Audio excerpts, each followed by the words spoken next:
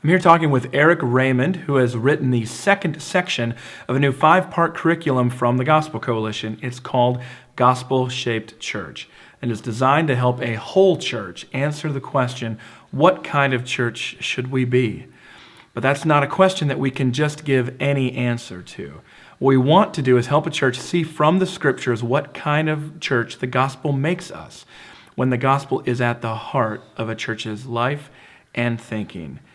Erik, you've written the second part of this new series, Gospel-Shaped Church. What is the big idea you're hoping to convey? Yeah. The big idea is that we have the privilege and the responsibility to tell people about Jesus, to bring the evangel, the gospel, to the nations and our neighbors. So Jesus uses ordinary people to do that.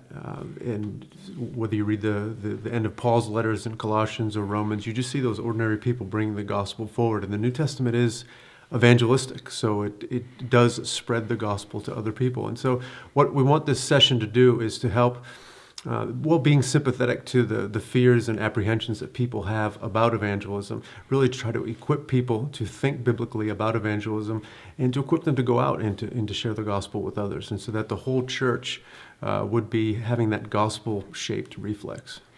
How do you see this program working in a church as they undertake it together? Yeah, that really would be key, that it is for the whole church, to try to equip the church to think biblically about evangelism.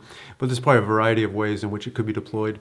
Everything from a Sunday school class teaching some people to small groups, to perhaps even training leaders in a church plan or revitalization situation, or even equipping people for going out to plant a church. There's a variety of different ways, but the key is to try to implement a gospel-shaped DNA in the church.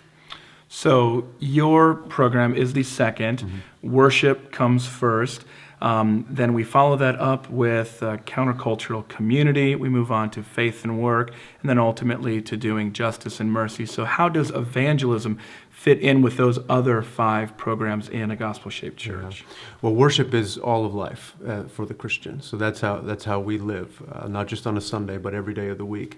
And evangelism is part of that worship. So that is what we're called to do as we are here. It's a great privilege as a Christian to be able to tell others about Jesus. And really, if you think about those other areas, whether you're talking about going to work or living in your community or helping the poor or whatever you're doing, everything that you're doing should be characterized by evangelistic activity, because that's who we are. It is a great privilege while we're here to tell other people about Christ. It's really the reason we are here, is to tell people about Jesus. And then when he comes back, then we won't be doing that anymore, because we'll be with him. So really to zero in on our responsibility and as an implication of the gospel and all of worship, all of life rather, for the worship. So what is your great hope and prayer for churches as they undertake this program? Great hope and prayer would be that ordinary people would embrace this calling, that they would not be fearful of doing evangelism, but they would be greatly encouraged with evangelism and relying on the Holy Spirit and the Bible to teach them and equip them to do this, and that they would have a gospel reflex, that churches would be gospel-centered and their reflex would be to tell others about Jesus Christ. And that wouldn't be unnatural, and it wouldn't be something that's peculiar to their life, but it's really that's the substance of what we do.